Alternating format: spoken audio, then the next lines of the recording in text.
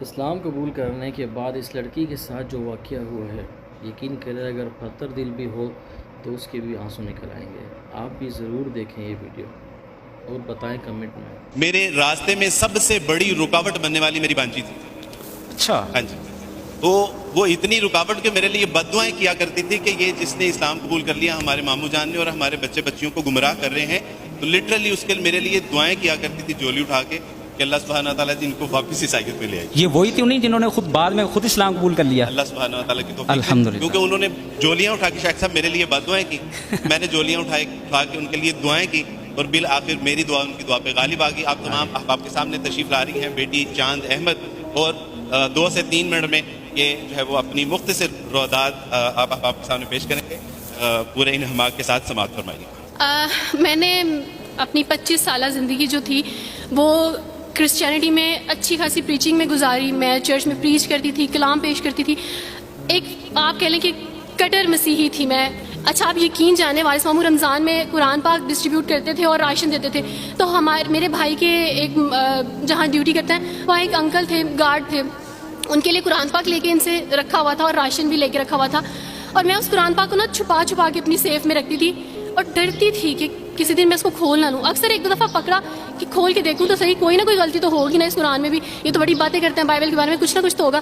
لیکن اب یقین جانے ایک ڈر تھا کہ جس دن میں نے اس قرآن کو پڑھا میں اس قرآن کو اپنا دل دے بیٹھوں گی، اور وہی ہوا کہ جب میں نے قرآن پڑھا تو میں اس پر ایمان لائے بغیر نہیں رہ سکی۔ ایک رات وارث ماموں کو کال کی اور ان سے کہا کہ 2 بجے کا لگ بھگ ٹائم تھا، اور ان سے کہا کہ وارث ماموں مجھے آپ سے ضروری بات کرنی ہے۔ تو انہوں نے کہا کہ کیا بات ہے بیٹی، کوئی زندگی موت کی بات ہے؟ تو میں نے کہا کہ ایسے ہی سمجھ لیں، میں رو رہی تھی۔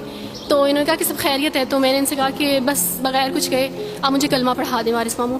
اور وارث ماموں اور میں بالکل خاموش تھے، یعنی وارث ماموں کہتے ہیں کہ اس وقت مجھے لگا کہ جیسے میرا دل پھٹ جائے گا، مجھے یقین نہیں آ رہا تھا اپنے کانوں پہ کہ وہ جو سب سے بڑی رکاوٹ تھی وہ مجھے خود کہہ گیا کہ مجھے کلمہ پڑھا دیں۔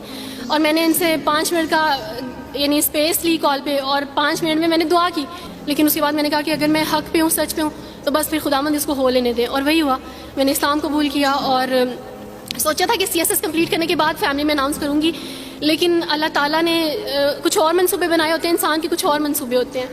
آپ یقین جانے میری فیملی کو جلدی پتہ چل گیا۔ ایک رات میرے بابا نے وارث ماموں کو گھر بلایا اور ان سے کہا کہ ہم چاند کی شادی کرنا چاہتے ہیں، آپ اس سے پوچھ دیں کہ اگر کسی کو پسند کرتے ہو تو ہم اس کی شادی اس سے کر دیں، ہم جو ہے نا وہ اس کی مرضی کے خلاف نہیں جائیں گے۔ تو میں نے ان سے کہا کہ آپ ایسا نہیں کر پائیں گے۔ انہوں نے کہا کہ نہیں، ہم کر سکتے ہیں۔ مجھے یہ تھا کہ مجھے پچھتاوا نہ رہے کہ میں نے شاید اس دن پاپا سے بات کرتی تو پاپا مان جاتے۔ تو میں نے ان سے کہا کہ پاپا میں ایک مسلمان مرد سے شادی کروں گی، آپ ایسا میرے لیے کر سکتے ہیں؟ اگر آپ کسی مسلمان سے میری شادی کریں گے تو ٹھیک ہے، میں شادی کرنے کے لیے تیار ہوں۔ میری گھر میں ایک سناٹا چھا گیا، اور اس خاموشی کے بعد جو ہے یعنی سب فیملی والے رونے شروع ہو گئے۔ انہوں نے کہا کہ آپ اپنے مذہب میں واپس آ جاؤ، لیکن یہ ہے کہ میں دین اسلام قبول کر چکی تھی۔ آپ یقین جانیں جس طرح لوگ مختلف ہیں اسی طرح ان کے مسائل بھی مختلف ہیں۔ مجھے مینٹلی بے انتہا ٹارچر کیا گیا، مینٹلی مجھے یعنی اس چیز کا احساس دلوایا گیا کہ ماما پاپا روتے ہیں۔ میرے پاپا نے آپ یقین جانیں خود کو پھانسی لگانے کی کوشش کی میری آنکھوں کے سامنے، میری ماما نے خود پہ پیٹرول ڈال دیا اور خود کو جلانے کی کوشش کی میری آنکھوں کے سامنے، اور میں اپنے روم میں بیٹھی یہ کہتی تھی کہ اللہ اگر میں حق پہ ہوں نا تو میری فیملی کو کچھ نہیں ہونا چاہیے۔ پھر بہرحال مجھے میری فیملی سے نکال دیا گیا، یہ اس ڈر سے کہ میری وجہ سے دوسرے بہن بھائی بھی اس راہ پہ نہ چلے جائیں، اور وارث ماموں کو بلا کے مجھے گھر بھیج دیا گیا، ان کے گھر بھیج دیا گیا۔ جب میں گھر سے آ رہی تھی تو وارث ماموں نے کہا کہ بیٹی اگر آپ کا کوئی سامان ہے تو آپ لے لیں۔ تو میں نے ان سے کہا کہ اس گھر سے صرف ایک ہی چیز میرے ساتھ جا رہی ہے، اور وہ ہے میرا نام جو ماما پاپا نے مجھے دیا تھا۔ میں چاند رات پہ پیدا ہوئی تھی اس لیے انہوں نے میرا نام چندہ رکھا تھا، بس وہ نام لے کے آئی۔ آپ یقین کریں ہمیں کہا جاتا ہے جبرن اسلام قبول کیا جاتا ہے، اسلام قبول کرنے کے بعد وہ جبر کیا جاتا ہے کہ آپ سوچ بھی نہیں سکتے۔ آپ کو اپنے ماں باپ سے ہی ملنے نہیں دیا جاتا، آپ کو اپنے ہی چھوٹے بہن بھائیوں کے پاس نہیں جانے دیا جاتا۔ آپ ہاسپٹل میں تھی ڈلیوری کے ٹائم، آپ یقین جانے میرے پاس کوئی بھی نہیں تھا جو مجھے بیڈ سے اٹھا کے بٹھا سکتا۔ ایسے موقع پہ مجھے اپنے اپنوں کی ضرورت تھی، لیکن میرے اپنوں کے جبر نے میری ماما کو مجھ سے دور رکھا، میرے بہن بھائیوں کو، میرے کرسچن کولیگس نے ہی میری فیملی کو پریشرائز کیا کہ اس کو فیملی سے نکال دیں، کیونکہ اگر آپ اس کو ملیں گے تو مزید لوگ بھی عبدالوارث کی طرح چندہ کی طرح اسلام قبول کریں گے۔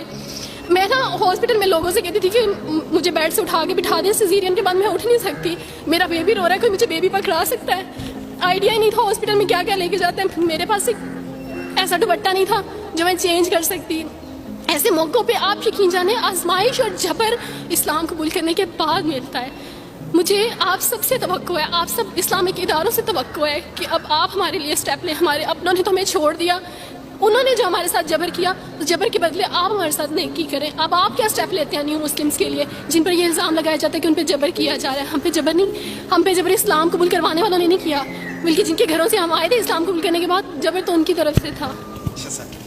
کبھی کٹے بیٹھ کے روئیں گے.